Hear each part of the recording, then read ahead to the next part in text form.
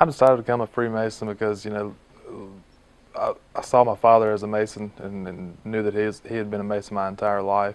Um, I never really, in my early stages of life, I didn't really foresee myself becoming a Mason, uh, just because, you know, I knew that my dad was, and I knew that, you know, I possibly wanted to be one, to carry on the legacy.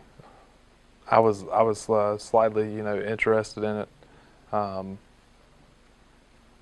Wound up asking my father to, you know, one night we were burning a pile of limbs, and you know, I asked him. I said, you know, hey, Dad, what would it take for me to become a Mason? You know, because I've seen him wear his ring throughout my life. I've seen it, and I've seen the way that he's acted, and the man that he is, and that he's always been, which is nothing but good, loving, caring for his family, the provider, and you know, he's always been a fine example of, in my opinion, what a man should be and how he should act and conduct himself within his home and within, you know, business and everything, all facets of life.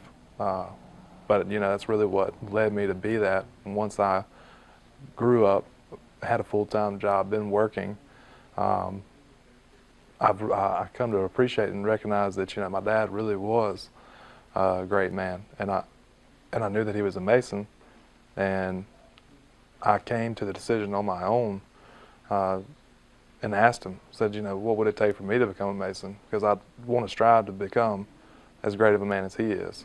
Uh, so I asked him, knew of another gentleman in the neighborhood community that I grew up in my whole life, asked of him, what would it take for me to become a Master Mason? And they in turn got a petition for me to sign.